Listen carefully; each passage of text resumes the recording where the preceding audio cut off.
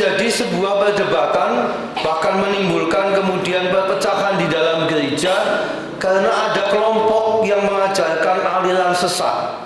Jadi di dalam gereja Katolik pun pada waktu itu ada ajaran sesat yang mengatakan bahwa Maria itu Bunda Yesus, bukan Bunda Allah.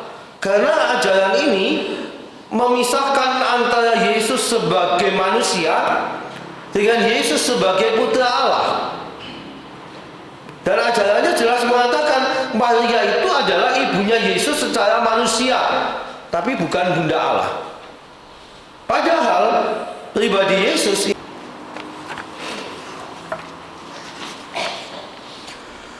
Tuhan bersamamu.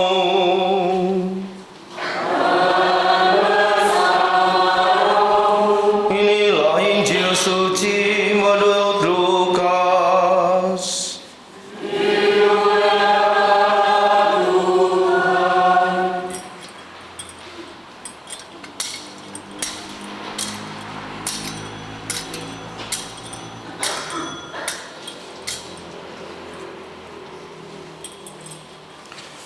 Beberapa waktu sesudah kedatangan malaikat Gabriel, bergegaslah Maria ke pegunungan menuju sebuah kota di wilayah Yehuda. Ia masuk ke rumah Zakaria dan memberi salam kepada Elisabet. Ketika Elisabet mendengar salam Maria, melonjaklah anak yang di dalam rahimnya, dan Elisabet pun penuh dengan Roh Kudus. Lalu ia berseru dengan suara nyaring, "Diberkatilah engkau di antara semua perempuan, dan diberkatilah buah rahimmu. Siapakah aku ini sampai ibu Tuhanku datang mengunjungi aku? Sebab sesungguhnya ketika salammu itu sampai kepada telingaku, anak yang di dalam rahimku melonjak kegirangan. Sungguh berbahagialah dia yang telah percaya, sebab firman Tuhan yang dikatakan kepadanya akan terlaksana." Lalu kata Maria, "Jiwaku memuliakan Tuhan, dan hatiku bersuka cita karena Allah Juru Selamatku, sebab ia telah memperhatikan kerendahan hambanya. Sesungguhnya mulai dari sekarang segala keturunan akan menyebut aku berbahagia, karena Yang Maha Kuasa telah melakukan perbuatan-perbuatan besar kepadaku, dan namanya adalah kudus. Rahmatnya turun-temurun atas orang yang takut akan Dia. Ia memperlihatkan kuasanya dengan perbuatan tangannya, dan mencerai-beraikan orang yang congkak hatinya. Ia menurunkan orang-orang yang berkuasa dari tahtanya, dan meninggikan orang yang rendah. Ia melimpahkan segala yang baik kepada orang yang lapar, dan menyuruh orang yang kaya pergi dengan tangan kosong. Ia menolong Israel hambanya, karena ia mengingat rahmatnya, seperti yang dijanjikannya kepada nenek moyang kita, kepada Abraham dan keturunannya untuk selama-lamanya." Kira-kira 3 bulan lamanya, Maria tinggal bersama dengan Elisabet, lalu pulanglah ia ke rumahnya. Demikianlah sabda Tuhan.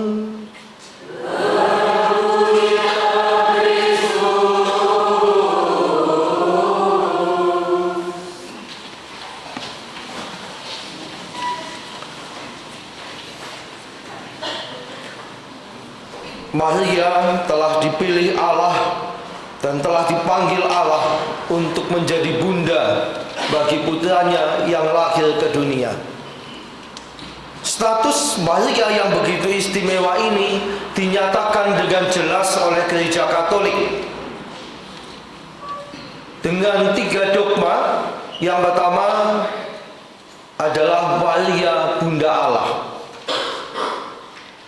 Dogma Maria atau ajaran resmi gereja Maria Bunda Allah pertama-tama dimunculkan karena pada waktu itu terjadi sebuah perdebatan, bahkan menimbulkan kemudian perpecahan di dalam gereja karena ada kelompok yang mengajarkan aliran sesat.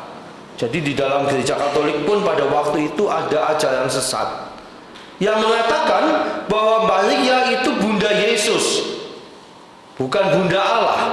Karena ajaran ini memisahkan antara Yesus sebagai manusia dengan Yesus sebagai putra Allah. Dan ajarannya jelas mengatakan Maria itu adalah ibunya Yesus secara manusia, tapi bukan Bunda Allah.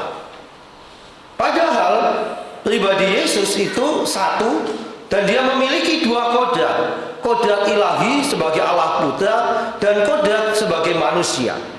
Maka gereja kemudian membuat ajaran resmi yang mengatakan Maria itu bukan hanya Bunda Yesus manusia, tapi dia adalah Bunda Allah. Dan itu kita rayakan setiap tanggal 1 Januari. Persoalannya 1 Januari itu banyak kali tidak dirayakan dengan meriah. Kenapa? Iya, kalah dengan tahun barunya.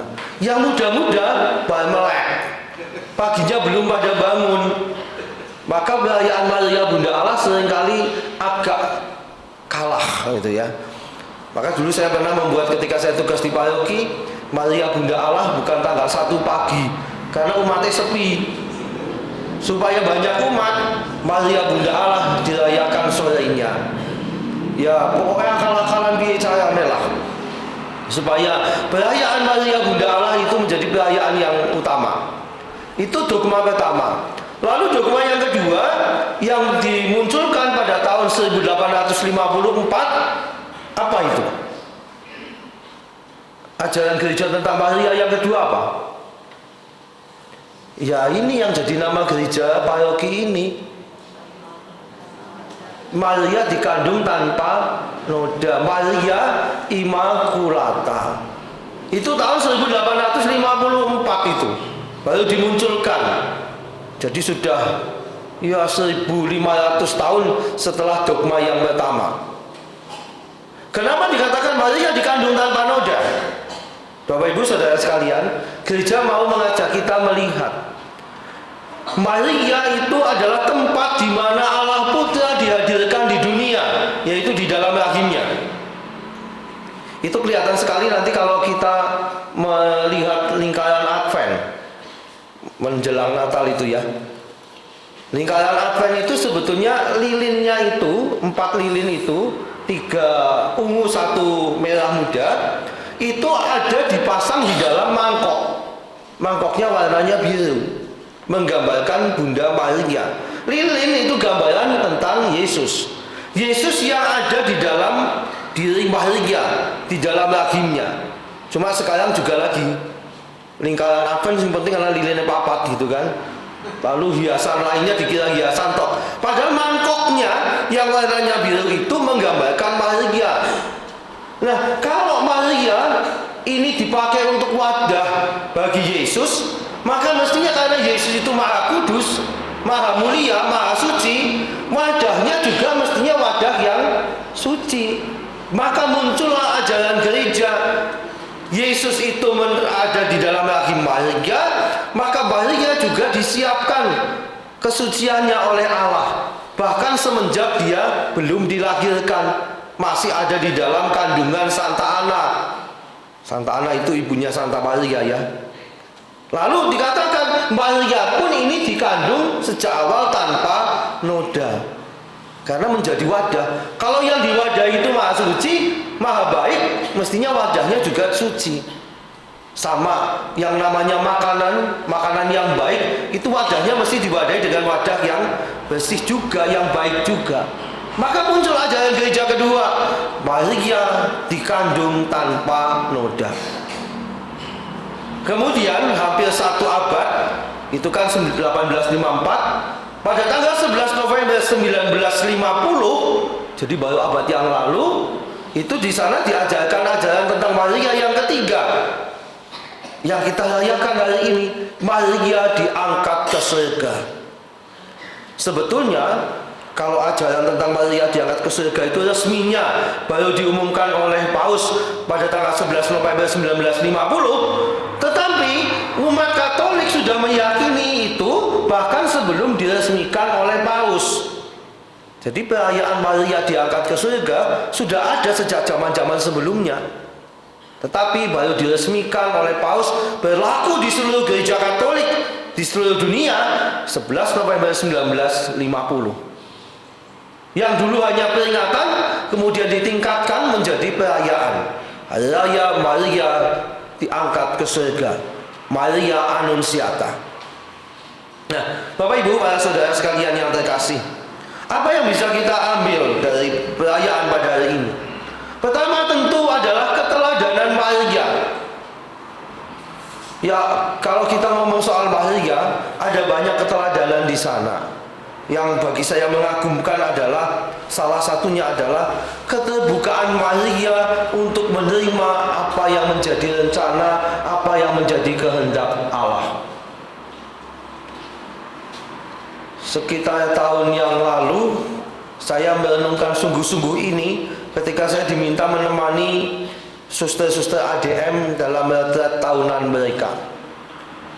Bagaimana melihat, memandang Maria. Dalam kitab suci, dalam Injil kita mendengarkan kisah bahwa Maria itu menerima kabar dari malaikat Gabriel itu ketika dia sedang bertunangan dengan Yusuf atau Yosef.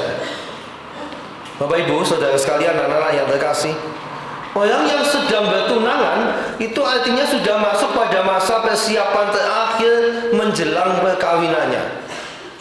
Orang yang sedang bertunangan itu sudah melangkah lebih jauh, bukan sekedar pacaran lagi. Sudah dalam tradisi masyarakat kita sudah dilamar dan biasanya bahkan sudah menentukan kapan perkawinan akan dilaksanakan. Tentu karena sudah ditentukan kapannya akan menikah, perayaan perkawinannya kapan sudah ditentukan, maka mereka yang sedang bertunangan biasanya sudah memikirkan besok kalau mantenan itu mau pakai pakaian kayak apa, make upnya kayak apa, terutama yang perempuan-perempuan ya. Kalau laki-laki itu buat di make up dengan tidak di make up itu mehelano beda nih. Kreatifnya membuat pakaian untuk laki-laki ya paling-paling kayak gue. Ya pilihannya kan tinggal mau pakai pakaian nasional dengan jas dan celana atau pakai pakaian adat begitu aja kan. Tapi kalau perempuan itu kan wah, milih kelambi manten iso ngalah ke mantennya gitu. Milih seminggu lah jadi manten mau sejam gitu kan. Iya. Wah, ini warnanya dipilih sih putih, pink, apa kuning muda. Menentukan warna saja mumet.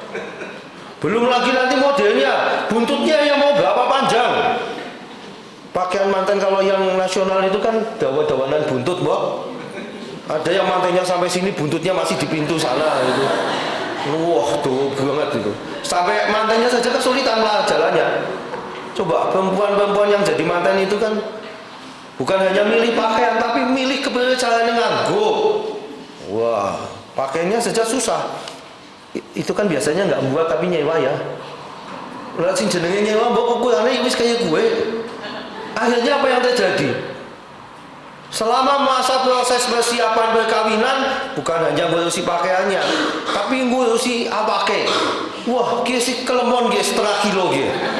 Lalu disingsetna, diplotot-plotot supaya pas gitu kan. Itu perjuangan yang tidak mudah. Nanti belum lagi hiasannya, mau pakai kerudung depan yang seberapa panjang, selayarnya berapa panjang. Wah, Jen. Kalau saya melihat persiapan manten itu jangan nggo mantenan sepisan sejam beko yo persiapannya dawa banget. Itu pun masih ada yang nggak kapok manten ngomong cukup sepisan gitu ya. Ya, belum lagi kalau laki-laki sudah pakai pakaian itu, milih pakaian itu gampang lah ya. Perempuan itu tidak mudah. Apalagi kalau sudah di make up gitu ya. Wah, ini make up-nya kudu kaya ngopo? Apakah yang dominan warnanya halus, apa yang ngejreng banget sampai lambene abangnya kudu gila gitu ya. Nah, itu kan pilihan-pilihan. Tunangan itu sudah mikir ke situ. Ini orang tua ibunya biasanya sudah mulai mikir ngesuk konsumsinya apa. Mulai dari snack isinya di snack ini anak kacang telurnya. Apa kacang atom, apa kacang telur, apa kacang apa sembuh. Lalu ono apa? Lempeh iki sing digidang apa sing biasa. Pastel isinya abon apa daging apa Kemarin saya habis kapusan itu ning geria ono pastel dicokot atos tapi dikicik-kicik tik tak buka tak tiliki alah abune sithik kok aja. Ya mungkin perhitungan ekonomis ya. Saya kira itu orang tua yang anaknya mau jadi manten juga mikir kuwi abone sepiro kae nganggo daging kowe malah dan sebagainya. Lah semua sudah disiapkan. Mau pestanya di mana? Ingat orang Israel minumnya anggur ya. Anggurnya kulakan di mana? Jangan sampai kehabisan. Anggur itu usianya yang berapa tahun? Kalau golek sing murah ya sing nembe jadi gitu ya. Kalau kita beli anggur itu kan akan ditanya, yang usianya berapa? Semakin tua usianya semakin mahal harganya. Nek anggur tenanan, tapi nek anggur gawean kanggo kimia itu ya kesuwen malah kedaluarsa. Nah ini kan dipikirkan semua. Maria juga begitu. Apalagi sekarang manten-manten katanya kalau mau manten pakai novena. Novena menjelang perkawinan. Saya tanya ibu saya, dia nggak novena apa ya? Lagi langsung mantenan nganggo novena gitu. Lah Maria itu bayangan saya itu suka berimajinasi gitu ya. Sore itu kira-kira jam 4 kayak Maria itu usianya masih 16 tahunan lah, 15-16 tahun. Lagi berdoa, mungkin lagi novena. Tuhan dampingi saya supaya nanti mantenan saya dengan Mas Yusuf itu lancar, tidak ada gangguan. Bleng, mak judul malaikat Gabriel. Waduh, apa kisah apa kowe? Malaikat mengatakan aku Gabriel. Nah, Maria pertama dapat malaikat nongol itu kan juga kaget ya. Saya pun kalau malaikat menampakkan diri di depan saya tak kira melayu aku. Oh, tak kira memedi mesti. Lalu Maria tanya, "Ngopo kowe tekan kene?" "Salam hai Maria, engkau yang dikaruniai Allah. Engkau akan mengandung dari Roh Kudus." Roh Kudus itu apa? Dulu kan tidak disebut Roh Kudus zamannya bahasa Israel ya. Itu jenis apa? Kelahiran, loh hamil. Lah, saya hamil sama siapa? Ya oleh Roh Kudus. Roh Kudus lanang apa wadon? Wah, Maria itu ya bingung ya macam-macam. Ini anak muda loh. Sing kene umur 15 tahun sepira coba. Ada anak 15 tahun siapa? Yang di sini 15 tahun umurnya. Coba. Hah? Mana ini? Lah, sakmono kuwi ditekani malaikat Gabriel. Lalu malaikat mengatakan engkau akan mengandung dari Roh Kudus. Maria itu mengetes setengah mati loh ya. Kenapa? Dia bingung. Satu, bagaimana saya ngomong sama Santo Yoakim Santa Ana ya? Pak, Ma, saya hamil. Oh dia ya kok. Bapak ibunya bisa mati ngadeg loh ya. Lalu pasti Santo Yoakim Santa Ana akan tanya, lah kamu hamil sama siapa? Yang buat kamu hamil siapa? Maria harus jawab apa? Roh Kudus. Bagaimana Bapak Ibu bisa bayangkan itu menjelaskan tentang Roh Kudus yang membuat dia hamil kepada Santo Yoakim Santa Ana? Itu baru tentang orang tuanya. Lalu ketemu dengan Yusuf, Mas. Apa? Lah, ngomongnya wis bingung. Ya karena coba dia bayangkan Bapak Ibu Saudara sekalian, Mas, aku hamil. Wah, langsung satu YouTube. Lah sih kalau sapa selingkuh? Mesti pertanyaan yang itu baru Bapak Ibu Santo dan tunangannya, belum masyarakat tetangganya. Apa kamu Mbak Maria? Tahu ya hukuman orang yang hamil di luar nikah pada masa itu? Hukuman mati.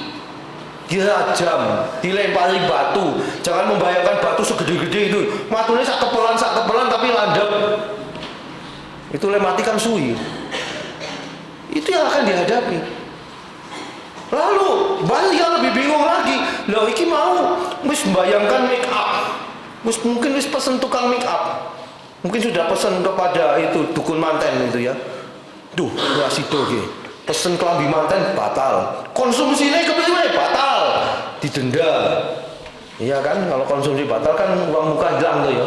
Nah, ada banyak persoalan begitu. Yang mengagumkan bagi saya adalah Maria akhirnya setelah mungkin juga bermenung, tidak langsung juga mungkin, akhirnya Maria menyerah. Ya susah, aku tuh hamba Tuhan Yesus, manut aku wis. Tapi untuk sampai pada manut, aku ini hamba Tuhan, jadilah padaku menurut perkataanmu, yang dengan mudah kita ucapkan itu, ada banyak perjuangan Maria.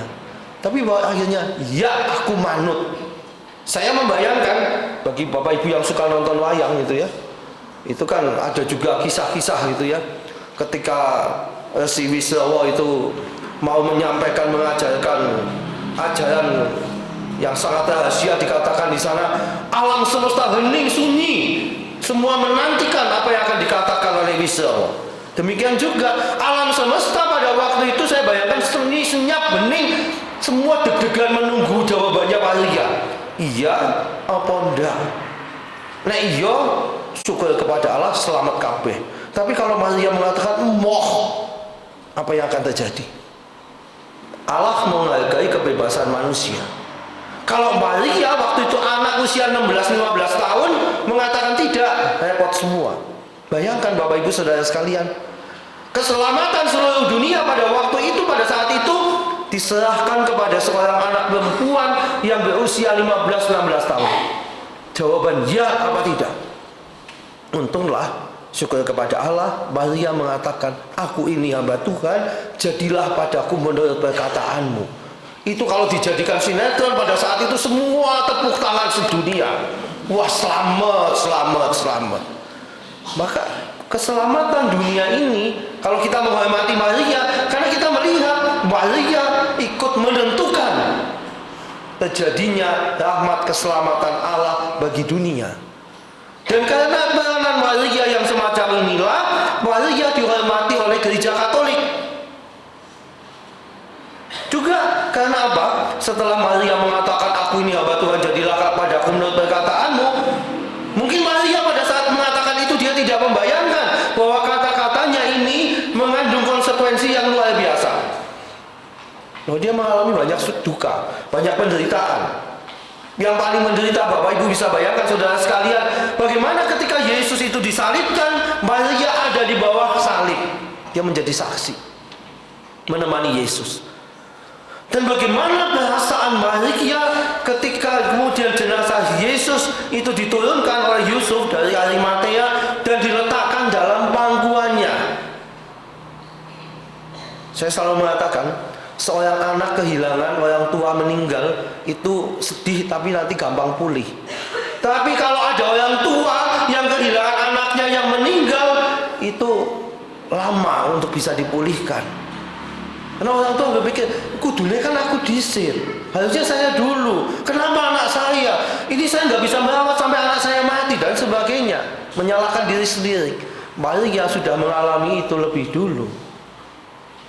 Mungkin saya membayangkan ketika Maria memangku jenazah Yesus, dalam hatinya dia mengatakan kembali, aku ini hamba Tuhan, jadilah padaku menurut perkataanmu.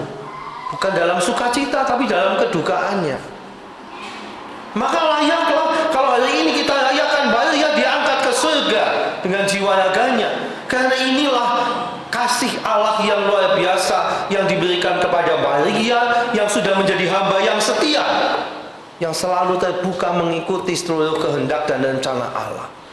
Maka mari Bapak Ibu Saudara sekalian, teristimewa Anda yang berada di paroki Santa Maria Immaculata, Maria yang dikandung tanpa noda, sebenarkanlah diri Anda, Bapak Ibu Saudara sekalian dan anak-anak, sebenarkanlah bukan hanya Maria yang dikandung tanpa noda, tapi sampai Maria yang diangkat ke surga.